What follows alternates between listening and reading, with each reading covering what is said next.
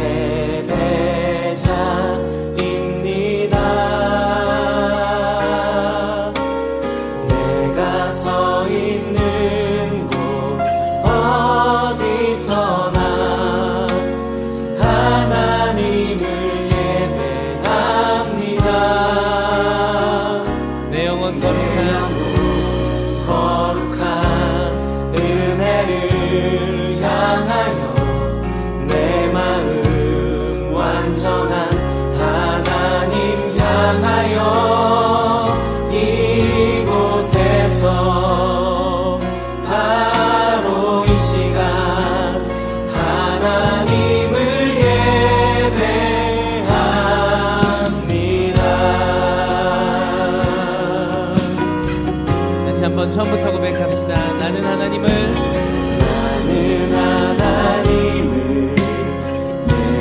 예배하는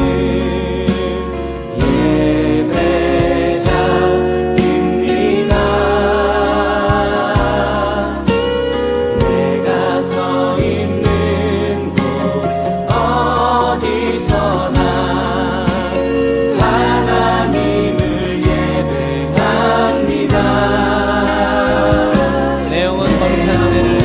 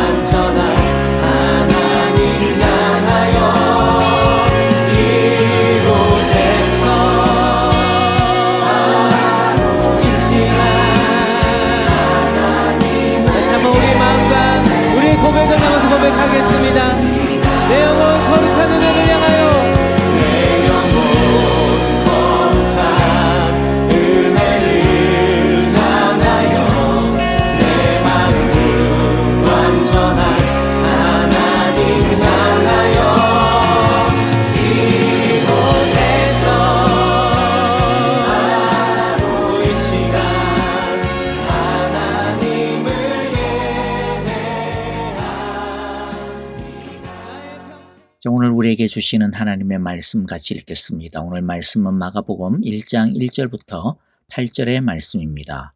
1절부터 우리 한 절씩 같이 읽겠습니다. 하나님의 아들 예수 그리스도의 복음의 시작은 이러하다. 예언자 이사야의 글에 기록하기를 보아라, 내가 내 심부름꾼을 너보다 앞서 보낸다. 그가 내 길을 닦을 것이다. 광야에서 외치는 이의 소리가 있다. 너희는 주님의 길을 예비하고 그의 길을 곧게 하여라 한 것과 같이 세례자 요한이 광야에 나타나서 죄를 용서받게 하는 회개의 세례를 선포하였다. 그래서 온 유대 지방 사람들과 온 예루살렘 주민들이 그에게로 나아가서 자기의 죄를 고백하며 요단강에서 그에게 세례를 받았다. 요한은 낙타 트롯을 입고 허리에 가죽띠를 띠고 메뚜기와 들꿀을 먹고 살았다. 그는 이렇게 선포하였다. 나보다 더 능력이 있는 이가 내 뒤에 오십니다. 나는 몸을 굽혀서 그의 신발끈을 풀 자격조차 없습니다. 나는 여러분에게 물로 세례를 주었지만 그는 여러분에게 성령으로 세례를 주실 것입니다. 아멘. 마가가 전하려고 하는 복음은 하나님의 아들 예수 그리스도의 복음이라고 했습니다. 예수님은 단순한 사람이 아니라 하나님의 아들이자 그리스도, 즉 메시아라는 것이죠. 2절부터 8절에는 세례 요한이 등장을 하고 있는데요. 마가가 세례 요한을 등장시키는 것은 단순히 세례 요한이 어떤 사람이며 어떤 일을 했는지, 예수님이 등장하기 전에 어떤 일이 있었는지 그런 것을 알려주려는 것이 아닙니다. 예수님이 메시아라고 하는 것에 대한 성경적인 증거로서 세례 요한을 등장시키고 있는 것입니다. 세례 요한에 대한 이 이야기에는 제법 많은 구약 성경의 말씀들이 촘촘하게 인용되거나 사용이 되고 있습니다. 먼저 2절에 의하면 세례 요한은 메시아가 오시기 전에 하나님께서 보내시겠다라고 하신 메시아의 길을 딱 예비하고 닦는 사자라고 소개하고 있습니다. 2절에 보면 마가복음은 이사야의 예언이라고 이야기하고 있지만 사실 2절과 3절에는 메시아에 대한 몇 가지 구약 성경의 구절들이 연결되어 인용이 되고 있습니다. 2절은 말라기 3장 1절과 연결이 되고 있습니다. 말라기 3장 1절 보라, 내가 내 사자를 보내리니 그가 내 앞에서 길을 준비할 것이요 또 너희가 구하는 바 주가 갑자기 그의 성전에 임하시리니 곧 너희가 사모하는 바 언약의 사자가 임하실 것이라. 3절 말씀은 이사야서 40장 3절을 인용하고 있습니다. 외치는 자의 소리여 이르되 너희는 광야에서 여호와의 길을 예비하라. 사막에서 우리 하나님의 대로를 평탄하게 하라. 그러므로 세례 요한은 하나님께서 약속하신 메시아의 때를 준비하기 위해 보낸받은 하나님의 사자이고 따라서 예수님은 바로 하나님께서 약속하신 바로 그 메시아라고 하는 것입니다. 그리고 세례 요한이 하나님께서 보내시겠다라고 한 하나님의 그 사자라고 하는 것은 그가 와서 하는 사역을 통해서도 나타나고 있는데요. 4절에 보면 세례 요한은 회개를 촉구하고 세례를 주었습니다. 잠깐 세례에 대해 알아보겠습니다. 오늘날 우리에게 있어서 세례는 예수님을 믿는다, 예수님을 나의 구원자로 또 주로 고백한다라고 하는 고백이자 하나님의 백성이 되었다라고 하는 의식입니다. 그런데 당시 유대인에게 있어서 세례는 오늘날 우리가 받는 세례와는 조금 의미가 다릅니다. 유대인들에게 있어서의 세례는 하나님의 백성이 되겠다라고 하는 믿음보다는 내가 아브라함의 자손인데 내가 아브라함의 자손답지 못했습니다. 내가 하나님의 백성인데 하나님의 백성답지 못했습니다. 이제 내가 나의 죄를 버립니다. 나를 깨끗하게 해주십시오. 이제 하나님의 백성답게 아브라함의 자손답게 살겠습니다. 라고 하는 회개의 의미가 훨씬 더 큽니다. 세례는 구약 성경에서 부정한 자들이 몸을 물로 씻어 깨끗하게 하는 정결 의식에서 유래되었다고 봅니다. 율법에 따르면 더럽혀지면 진 밖으로 나가 있어야 했죠. 하나님의 백성이지만 하나님의 백성 안에서 살 수가 없었습니다. 하나님과의 교제에서도 차단이 되었습니다. 다시 들어오려면 물로 씻어야 했습니다. 물로 씻어 깨끗하게 되어진 후라야 진 안으로, 하나님의 백성 안으로 다시 들어올 수가 있었고 하나님과 온전한 교제를 다시 시작할 수 있었습니다. 그래서 씻음은 구약 성경에서부터 회개의 중요한 표현이었고 선지자들은 죄에서 깨끗하게 씻음 받으라고 촉구하였습니다. 왜 회개의 씻음이 중요할까요? 왜냐하면 죄가 있으면 하나님과 우리 사이를 가로막기 때문입니다. 죄가 하나님과 우리 사이를 갈라놓기 때문입니다. 그러므로 세례 요한은 임박한 하나님의 메시아의 시대의 축복을 온전히 가지려면 지금까지의 죄를 청산하고 회개하지 않으면 안 된다라고 말씀하고 있는 것입니다. 아무리 메시아가 와서 하나님의 말씀을 선포해도 하나님의 나라를 선포해도 죄가 끼어 있으면 하나님께서 주시는 그 은혜와 축복을 알아채리지 못하기 때문에 누릴 수 없기 때문에 회개는 메시아의 나라의 축복을 누리는 데 있어서 필수 불가불한 조건이며 성결 과제라는 것입니다. 이것은 오늘날 우리에게도 마찬가지로 해당되어지는 진리일 것입니다. 죄를 가지고 있는 채로 하나님의 말씀을 들으면 좋은 말씀을 귀로는 분명히 듣고 심지어는 깨닫기도 하는데 그런데 그 말씀이 아무런 영양가가 없게 되는 것이죠. 말씀이 머리와 귀에만 머물러 버리고 가슴과 인격과 삶으로 내려오지 못하고 말기 때문입니다. 그래서 우리에게도 죄를 회개하고 청산하는 것은 너무나도 중요한 은혜 받기 위한 성결 과제이며 조건인 것입니다. 그러므로 저와 여러분, 우리의 죄를 이 시간 씻음 받기를 원합니다. 우리는 물로 죄를 씻지는 않습니다. 예수님의 보혈로 죄를 씻습니다. 죄를 회개함으로 메시아이신 예수님이 주시는 은혜를 온전히 알고 누릴 수 있게 되기를 간절히 기도하고 축복합니다. 자, 이제 다시 본문으로 돌아갔어요. 세례 요한이 한 가장 중요한 주된 사역은 회개를 촉구하고 회개의 세례를 주는 것이라고 했습니다. 자, 그런데 이것은 메시아 시대의 도래와 굉장히 밀접한 연관이 있는 것입니다. 세례 요한의 이 역할은 하나님께서 마지막 때에 보내어 주시겠다라고 한 하나님의 사자의 역할이기 때문입니다. 말라기 4장 5절과 6절이 그 해답의 열쇠가 되는데요. 말라기 4장 5절에 보면 보라 여호와의 크고 두려운 날이 이르기 전에 내가 선지자 엘리야를 너희에게 보내리니. 자, 여호와의 크고 두려운 날이란 구약에서 메시아가 임하여 악을 심판하는 그 종말의 날에 대한 표현입니다. 그러니까 여호와의 크고 두려운 날이라고 하는 것은 메시아가 오시기 전에라고 하는 뜻이 되어집니다. 메시아가 오시기 전에 먼저 선지자 엘리야를 보내겠다라고 하는 말씀이죠. 그런데 이것은 진짜 엘리야가 다시 살아난다 그런 뜻이 아니고 엘리야와 같은 사역을 하는 하나님의 사자를 보내겠다라고 하는 것입니다. 그리고 엘리야가 와서 무엇을 합니까? 6절이죠. 그가 아버지의 마음을 자녀에게로 돌이키고 자녀의 마음을 아버지에게로 돌이킬 것이다. 돌이키지 아니하면 내가 가서 이 땅에 저주를 내리겠다. 이게 무엇입니까? 회개의 사역입니다. 그러므로 세례 요한은 메시아 앞서서 메시아의 길을 예비하는 종이요. 그렇기 때문에 그 뒤에 오는 예수님은 바로 하나님께서 약속하신 그 메시아다라고 하는 것이죠. 그리고 세례 요한은 메시아가 오셔서 하실 일에 대해 소개하고 있습니다. 이것을 통해 예수님께서 가져오실 복음이 무엇인지를 설명해 주고 있는 것입니다. 7절에 보면 그는 이렇게 선포하였다. 나보다 더 큰 능력이 있는 이가 내 뒤에 오십니다. 나는 몸을 굽혀서 그의 신발끈을 풀 자격조차 없습니다. 8절 나는 여러분에게 물로 세례를 주었지만 그는 여러분에게 성령으로 세례를 주실 것입니다.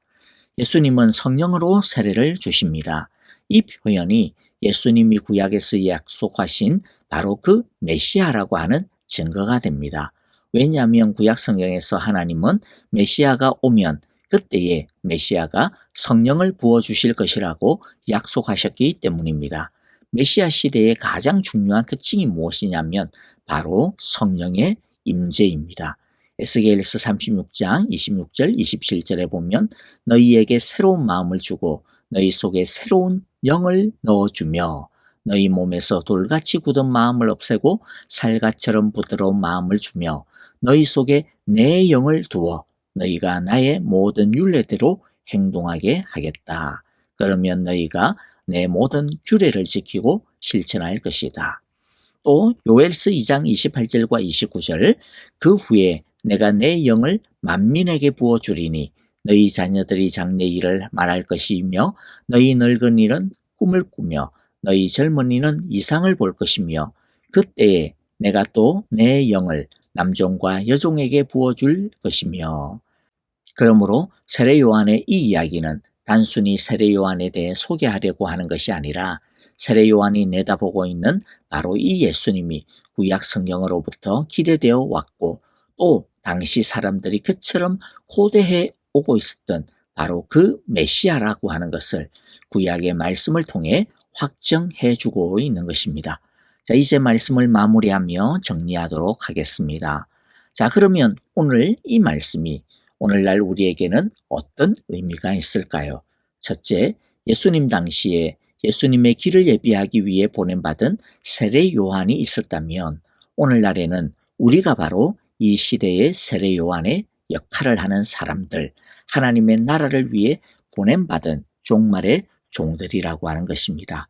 우리는 예수님을 위한 하나님의 나라의 길을 닦고 준비하는 예수님의 종들입니다. 그러므로 우리도 세례 요한처럼 주님의 길을 예비하는 자들이 되어야 할 것입니다.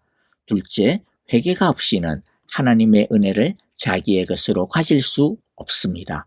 세례 요한이 강조한 것이 무엇입니까? 이제 곧 너희들이 그렇게 기대하고 고대하던 메시아가 오실 것인데 그 메시아가 주시는 은혜와 생명을 성령의 세례를 받으려면 반드시 회개하여 정결해야 한다라고 하는 것이죠. 죄가 들어있는 마음 속에 예수님이 거할 수 없기 때문입니다. 성령이 임할 수 없기 때문입니다. 다 흘러내리고 쏟아질 뿐인 것이죠. 메시아가 주시는 은혜의 주인공이 누구입니까? 오직 씻음받은 자들이라고 하는 것을 우리 모두가 꼭 기억하시기를 바랍니다.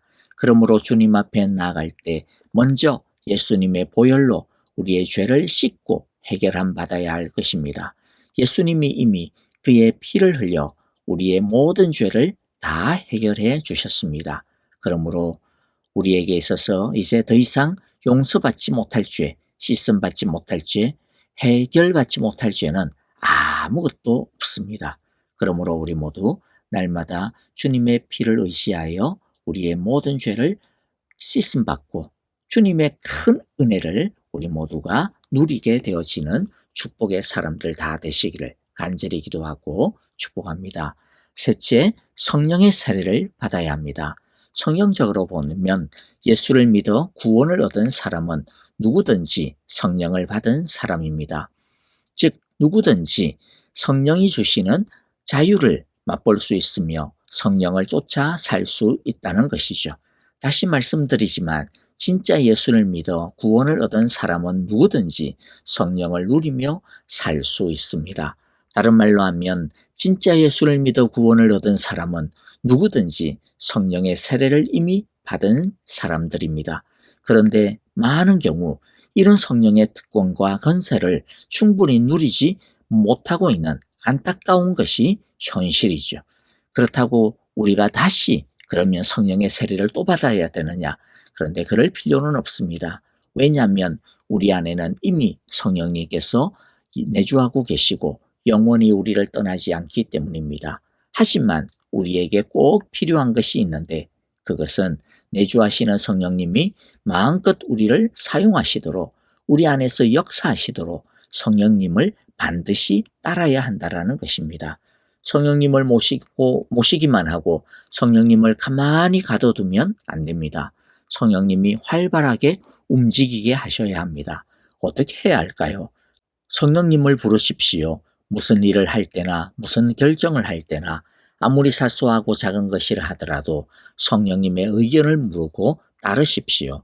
그리고 말씀 속에서 성령님께서 주시는 감동을 흘려보내지 말고 무시하지 말고 미루지 말고 즉각적으로 따르고 순종하시면 됩니다. 성령님을 잘 따르면 성령님을 더 분명하게 느끼며 동행할 수 있게 될 것입니다. 메시아 시대를 살아가고 있는 우리에게 가장 큰 축복은 우리가 이제는 더 이상 물의 힘으로 살지 아니하고 성령의 능력 안에서 산다라고 하는 것입니다. 성령에 속한 생각, 성령의 사람은 언제나 생명과 평안입니다. 성령 안에서 살 때 우리는 모든 억압과 두려움과 염려와 불안으로부터 벗어나 진정한 자유와 평안을 가지고 누리며 살아갈 수 있게 될 것입니다. 우리 모두 주님께서 우리에게 주시는 이 놀라운 성령의 선물을 제대로 누리며 만끽할 수 있게 되시기를, 그리하여 성령으로 진정한 자유와 생명과 평안을 누리며 살아갈 수 있게 되시기를, 능력 안에서 살아갈 수 있게 되시기를 간절히 기도하고 축복합니다. 아멘. 자, 오늘 우리에게 주신 귀한 말씀들 마음 가운데 새기면서 우리 함께 찬양하며 기도하도록 하겠습니다. 교회와 또 우리 공동체 형제자매들을 위하여 우리 함께 기도합니다. 주님, 우리 사랑의 교회 회개하는 공동체, 성령의 공동체가 되게 하여 주소서라고 우리 함께 기도하고요. 또 우리 형제자매들을 위하여 기도할 때 특별히 많은 아프신 분들 우리가 계속해서 기도하고 있습니다. 오늘도 동일한 마음으로 주여 치료하여 주시고, 주여 고쳐주소서, 주여 회복시켜 주시고, 주여 주의 평안과 능력 가운데서 두려워하지 아니하고 주님께 참으로 간구하며 주님을 의지하게 하여 주소서라고 우리 함께 지수영 집사님, 이경 집사님, 배병홍 장로님을 위해서 우리 함께 간절히 기도하고요. 그리고 여러 아프신 분들 생각하시면서 우리 함께 기도하기를 원합니다. 노창덕 권사님, 마지막 주님의 은혜와 평안 가운데 거하게 하소서라고 기도해 주시고요. 선교사님들을 위하여서도 우리 함께 계속해서 기도합니다. 주의 나라와 그의 능력이 나타나는 선교지, 참으로 우리 선교사님들 되게 하소서라고 우리 함께 기도하시고요. 우크라이나의 땅에 속히 전쟁이 그치고 평화가 깃들게 하소서라고 우리 함께 기도하겠습니다. 다 함께 찬양하며 기도합니다. 온 마음을 다해 주님을 찬양합니다. 그 선한 힘에 고요히 감사하여 그 놀라운 평화를 누리며 나 예수님과 함께 걸어가네. 나 성령님과 새 날을 여네. 지나가 넘을 어둠의 날들이 무겁게 내 영혼 짓눌러도 오 주여 우릴 외면치 마시고 약속의 구원을 이루소서. 우리 함께 고백합니다. 그 선한 능력 우릴 감사시니 믿음으로 일어나를 기대하네. 주 언제나 우리와 함께 계셔.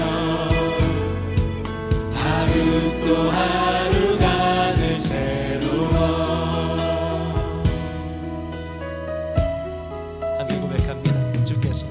주께서 밝히신 작은 불꽃이 우리의 삶 어둠을 헤치고 타오르네. 그 빛에 우리 모두 하나 되어 온 세상을 비추게 하소서.